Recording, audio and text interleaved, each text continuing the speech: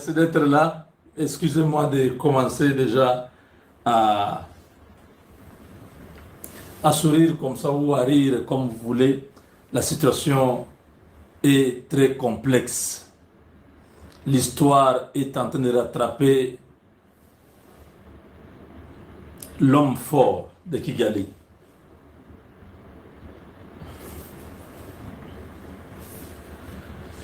Nous sommes à Washington où ça ne se cache plus. Dans les couloirs diplomatiques, l'écho peut se faire entendre. Les bruits de l'accord se chuchotent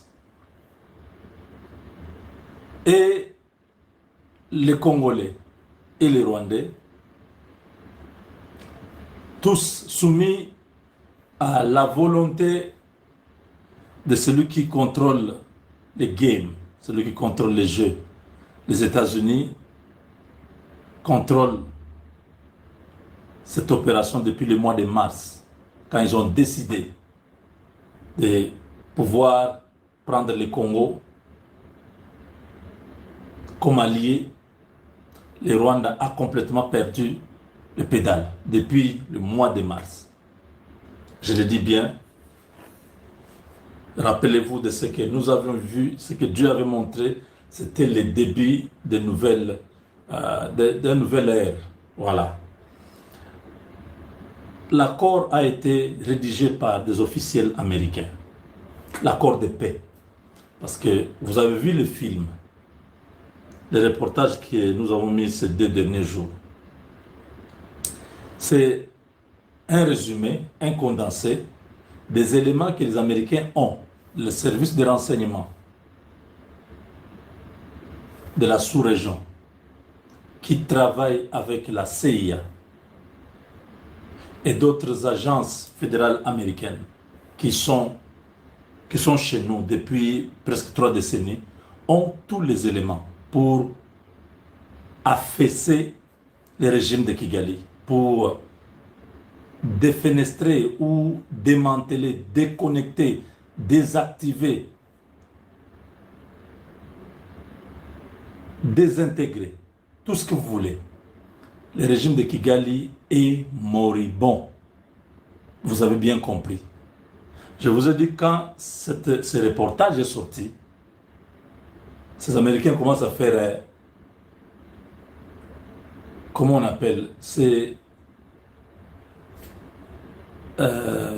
une façon d'affaiblir Kagame, parce que Kagame et son équipe se sont montrés toujours pas sérieux. Alors, comme depuis la résolution 2773 était sortie, on avait demandé à l'armée rwandaise de sortir. Cette résolution, qui a appuyé ça? C'est l'Amérique. C'est l'Amérique qui a imposé, parce que la France ne voulait pas de cette résolution. Rappelez-vous, on attendait tout ça. Oh, la résolution, c'est ce soir. Oh, demain. Les États-Unis ont imposé.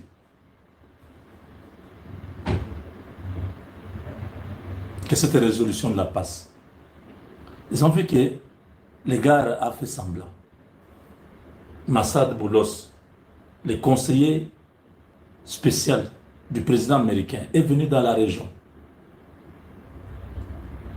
Il a parlé, il a dit, vous retirez vos troupes de la RDC. Ce n'est pas négociable.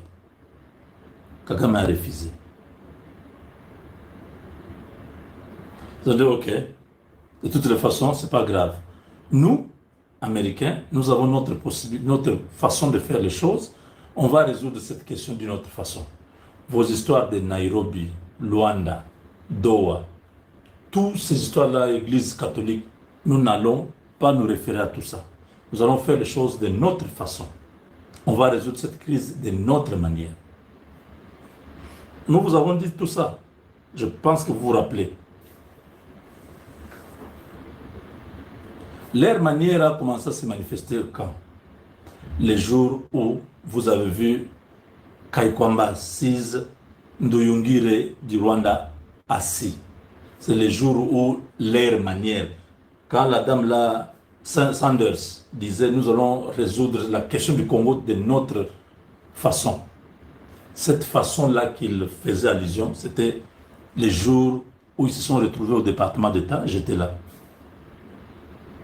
On a sorti un texte déjà écrit par les officiels américains du département d'État. Ils ont soumis à la RDC et au Rwanda. Vous lisez et vous signez. Séance tenante. Rappelez-vous, un jour avant, je vous ai dit quoi? Que ni la RDC ni le Rwanda, personne ne connaissait les textes. On leur a dit, vous venez, vous allez signer un accord de principe. Donc on s'entend que nous allons travailler comme ça, nous allons cheminer comme ça, jusqu'à ce que cette histoire va s'arrêter pacifiquement. Ils sont venus, ils ont signé, ils ont signé. Ils n'ont pas lu ce qu'ils ont écrit là. Ce qui a été écrit là-bas, ça n'a pas été lu. On vous a dit autre chose dans les médias. Ils se sont engagés.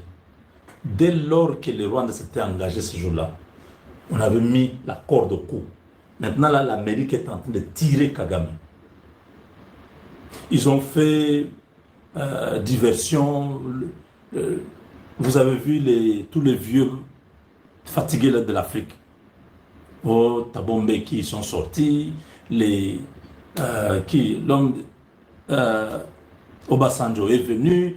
Vous avez vu tous ces anciens présidents s'agiter autour de Fort Yasimbe. Tout ça, Kagame comprenait qu'il est cuit. Il ne peut pas bouger. Les Américains l'ont eu.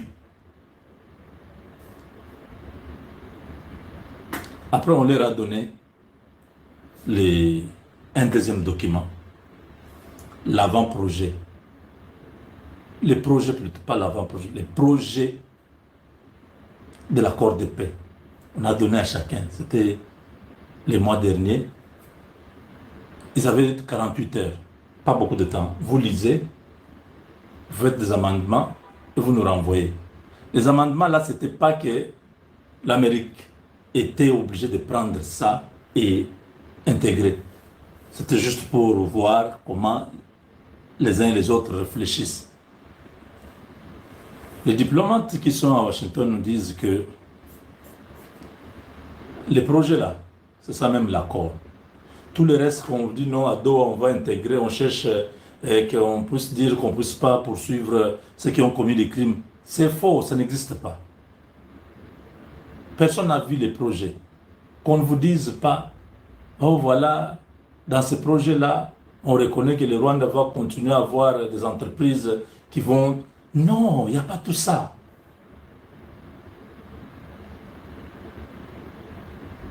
Le Rwanda est sommé aujourd'hui. Les Américains ont fait ça sciemment. Ils ont sorti d'abord un reportage qui cloue Kagame et son armée pour qu'on puisse qu'il y ait ce qu'on appelle comment on appelle encore, comment dire, redevabilité, c'est ça? Prêtez-moi le mot, il y a un terme qui vient avant redevabilité. C'est-à-dire, on a montré toutes ces séquences-là pour que Kagame soit reconnu coupable avec son armée.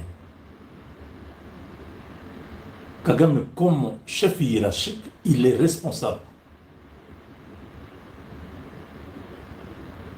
Il est responsable et devant ces projets,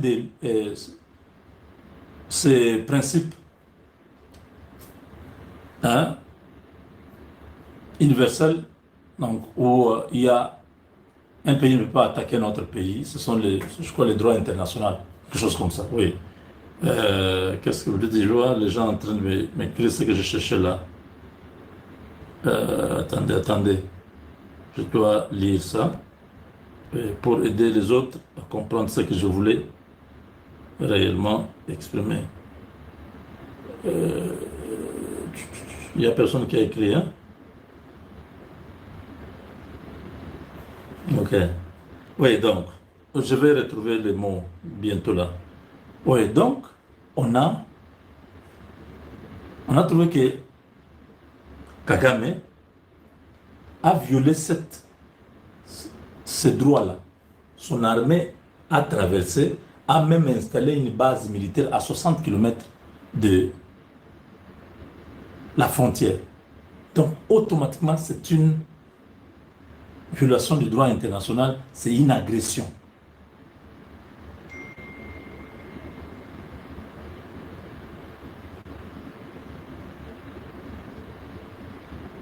Alors,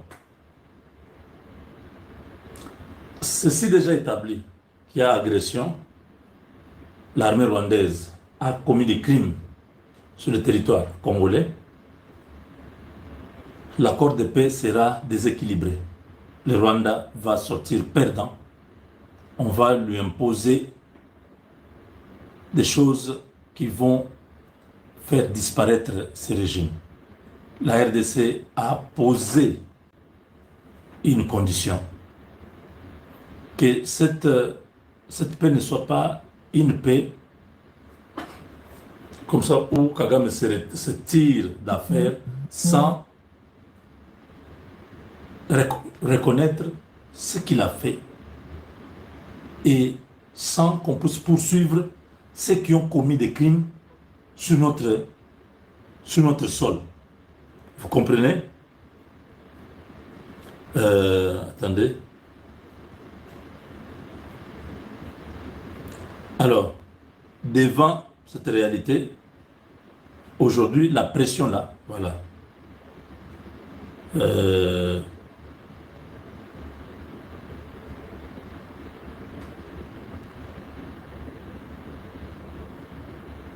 ne sais pas si vous pouvez suivre ça.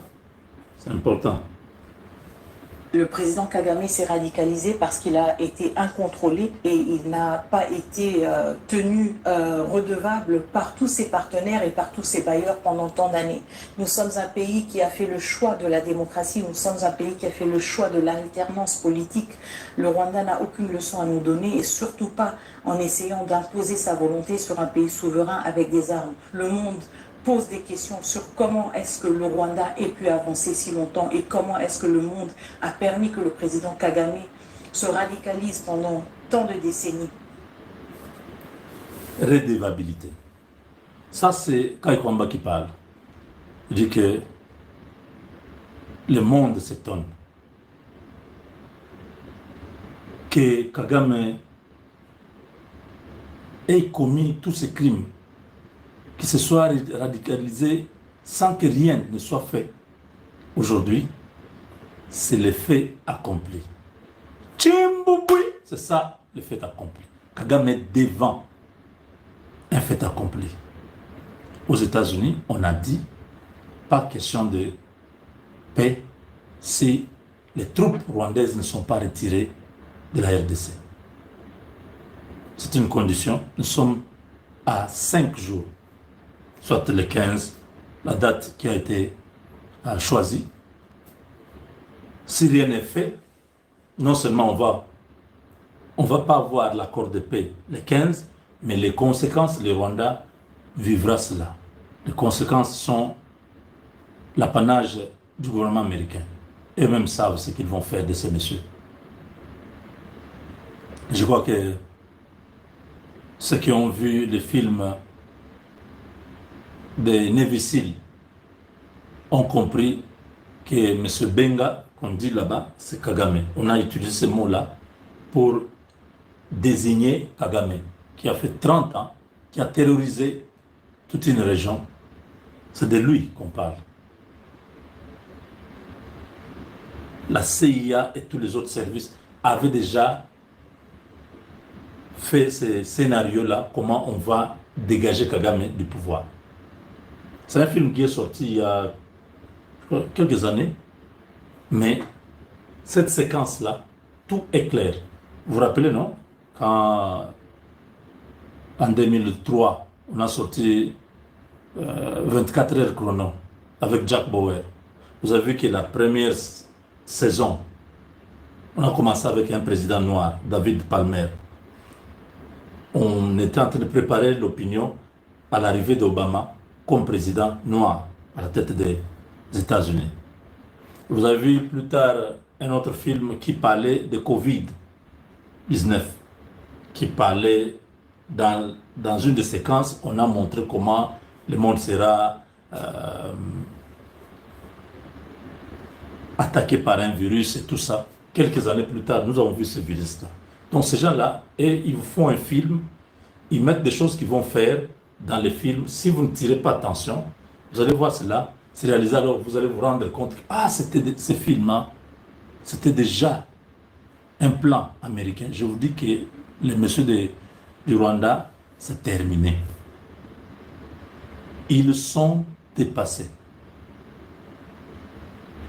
Kagame se plaint partout. Il dit que Tshisekedi a réussi à manipuler tout le monde et à prendre tout le monde dans son camp. Kagame se retrouve seul. C'est ça. Quand on est trop imbu de lui-même, quand on est arrogant, quand on est trop sûr, c'est comme ça qu'on finit. Dieu finit par humilier ceux qui se lèvent, ceux qui se disent Kagame s'est moqué de Tshisekedi, il a dit que Tshisekedi était ceci, Tshisekedi était cela, il a insulté, il a dit beaucoup de choses. Aujourd'hui, il pleure. Lui qui était le seigneur de guerre, qui pouvait faire la guerre, qui disait à Tshisekedi, si tu veux vraiment les choses de guerre, il faut me poser moi la question. Il a fait la guerre là, il a su prendre Kinshasa. Vous voyez, on ne chante pas la victoire avant la guerre. Ceci sera enseigné en sciences politiques, en matière de la diplomatie. Félix Tshisekedi a mené un autre concept, une autre théorie de la diplomatie, qui a fait que Kagame s'est retrouvé partout, déraciné, déconnecté. Nous avons tous dit, les gens comptaient, c'était devenu une moquerie.